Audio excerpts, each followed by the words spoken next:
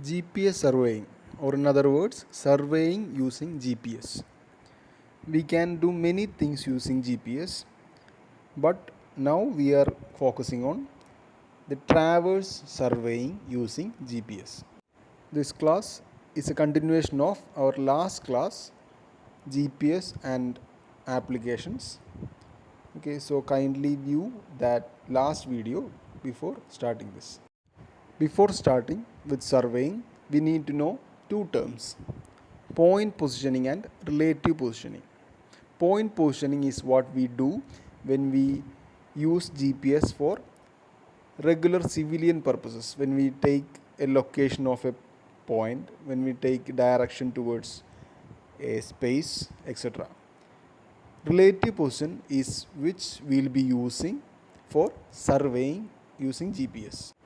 Point positioning or absolute positioning, when the position of an object is determined with respect to a well-defined coordinate by using a single GPS receiver and by making observations to 4 or more satellites.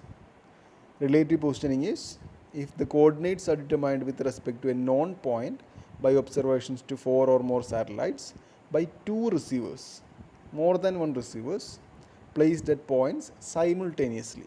Okay, so that means when we are taking a traverse surveying, we will be using relative positioning. If it is a closed traverse, first point will be the base point, and from that first station A, if first station is A, from that station A we will be starting our relative positioning, and there will be more than one receivers. Okay. GPS surveying methods are broadly classified into two: static surveying and kinematic surveying. Static methods include traditional static surveying, rapid static surveying, and reoccupation mode. Kinematic surveying includes traditional kinematic surveying, stop and go surveying, kinematic on the fly surveying, and RTK, real time kinematic surveying. Okay, we will move on to one by one. Static surveying, the first one of static surveying methods. It is the first and primary technique used for GPS surveying. It involves long observation time, 1 to 2 hours you will need for getting latitudes and longitudes or coordinates. At least two receivers to collect carrier phase data in stationary or static mode for a long duration of time is needed. This method offers high accuracy of 0.1 to 1 centimeter over long distances like 10 kilometers. Baseline is the line between a pair of GPS receivers. Standard method for lines over 20 km is static surveying method. Suppose we have a plot of land and the shape is of a polygon, and we want to measure its all corner points with GPS. We want to survey that portion of land using GPS. Okay, so we are doing it by static surveying method. How do we do it? First, GPS receiver pairs are set up over stations of either known or unknown locations. So you have two receivers for GPS, and one of these receivers is placed on point whose coordinates are known, and it is known as reference receiver. Note that term. And the second one is positioned on the point whose coordinates is unknown, and that receiver is known as rover. So the two receivers, one will be reference receiver and the other will be rover. These terms will be used from now on. Okay. If our area to be surveyed is of rectangular shape and ABCD is the names given to the plot, and if station A coordinates or position is known, that will be the reference point, and reference receiver will be placed at A, and rover receiver will be moving to the stations B and will be staying for a few minutes to several hours, and again to C, and to that time period then to D. So you will get the coordinates of one known point and three unknown points. Only constraint is both these receivers must receive signals from the same 4 or more satellites for a period of time. This is a representation sketch of GPS surveying generally. You will be having a reference station at the top of the hill in this diagram, and you will be having a moving station with that man, and you will be drawing positions from the same 4 stations. Both the receiver, reference receiver and rover will be drawing positions from same 4 stations, and rover will be moving to different positions after some times. Applications of static method: geodetic control over large areas, monitoring tectonic movements, high accuracy survey networks. Okay, so static method is having high accuracy reputation, with the only constraint as you will be have to take much more time than other GPS methods. Maybe it will take a couple of hours, maybe 1 hour, maybe 1.5 hours. Okay, so that is a disadvantage, but accuracy will be of high quality. Next one is much more common type of static surveying, rapid static surveying, to measure short baselines up to 15 kilometers and determine positions up to centimeter level with short observation time of about 5 to 10 minutes. The main difference you should understand between the static surveying and rapid static surveying is you need not place a rover for 2 hours or 1.5 hours. You just need to place 5 to 20 minutes of duration for identifying a station. Okay. The rest of it are all similar with static surveying. One reference point is chosen and one or more rovers operate with respect to it. In static surveying, you use one single rover. In rapid static surveying, you can use more than one rover. Reference receiver is set up at a known point as usual. Rover receivers are moved to each of the required points used for detailing the existing network, establishing control points, etc. When working with more than one rover, it is essential to ensure that all rovers operate at each occupied point simultaneously. Suppose you are having 3 rovers and one reference receiver. These 3 rovers should be placed at least on one stations and operated at a single time.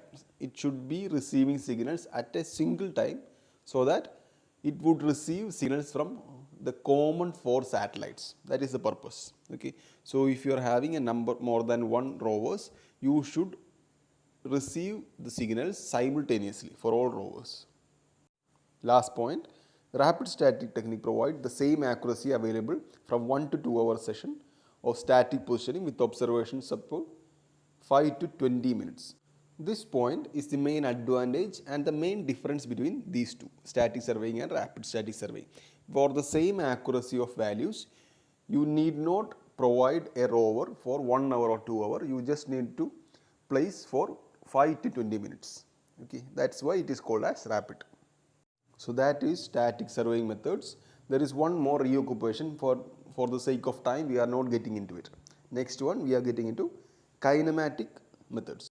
As the name indicates, static and kinematic. In static you needed at least 5 to 20 minutes to proceed, but in kinematic surveying it is about motion and speed. It will be more swifter considering the accuracy. So as the name indicates, you will be having more motion than static. Okay, keep that in mind. First kinematic method, stop and go technique. The term kinematic is applied to GPS surveying method, where the rover receivers are in continuous motion. Okay, so in previous static surveying, we were keeping the rover in 1 to 2 hours or 5 to 20 minutes at a point to get a station. But in stop and go technique, the rover is continuously moving along the survey line. When the station comes, just a momentary stop will be there. The rover carrying surveyor will stop momentarily for a few seconds and again he will proceed. Okay, so it will be more swifter compared to all the static methods, and that's why it is called as stop and go. You will be going all the while, you will be stopping for a few moments at each stations. It is also referred to as semi-kinematic surveying. Reference station is established as usual. At least 4 satellites should be tracked as usual. The roving receiver starts from the known position coordinates. Then it moves to other points maintaining lock on the satellites. Rover just remains only for a small time on each of the detailed point. Okay, I hope you get it. It is similar to rapid static surveying, in which all receivers observe the same satellite simultaneously and reference receiver occupy the same central point throughout the survey. Kinematic method differs in the movement of rovers from point to point, stop momentarily at each new point for a short period. Data provides vectors between themselves and reference receivers. Okay. Applications of stop and go technique. It is used for detailed and engineering surveys in open areas, used where points are close together. That's why if you want to walk through the stations and survey lines tracking the rover, the station should be close enough. Okay. Advantages: fast and economical, fastest way to survey detailed point. The fast or swift surveying is the main advantage. And the disadvantage is, once the survey is started, that is, the rover moves from the first station to second station till it completes till the last station, the signal must not lose from the 4 satellites. If there is a signal loss, you have to do the work again with static or rapid static method. Okay, that is a main disadvantage for this method. Next one is true kinematic method or dynamic surveying. As we are getting into more and more methods, you will know that the duration of surveying is getting lesser and lesser. We are getting into more faster and faster surveying. Okay. In this case, reference receivers remains fixed as usual. Roving receiver collects data on a moving platform. That is, instead of a walking man or a surveyor with a bag, you can mount this rover on a moving platform, that is on a vehicle or a van or a vessel or an aircraft even. And unlike stop and go method, you need not stop. You can go and on. You need not stop in any of the stations. You just need to go around the plot points you need to go and just come back. And you will be taking positions at a predefined rate. Suppose you are taking positions at each seconds, you will be taking positions of 1, 2, 3, 4, 5 seconds, etc. If you are taking positions at each alternate seconds, you will be taking positions at 0, 2, 4, 6, 8, etc. Okay. Taking position means just receiving of satellite data simultaneously from at least 4 satellites. Okay. So in this case also, if any loss of satellite occurs, a new period of static initialization must take place. Okay. And one more point to be noted is, you need to switch on the rover and the receiver and keep it at the initial station for 5 to 20 minutes before starting, and then you can go on with the true kinematic method. You can mount that rover onto a vehicle and just go around. Okay. Advantages of true kinematic method, as we already know, very short sessions. If you are having a van or if you are having a boat or an aircraft, it will be very short sessions compared to rapid static or even stop and go method.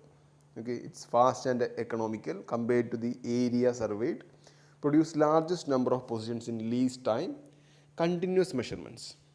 Okay. Disadvantages: the receiver solves the phase ambiguity only once, slight degradation in the accuracy of work.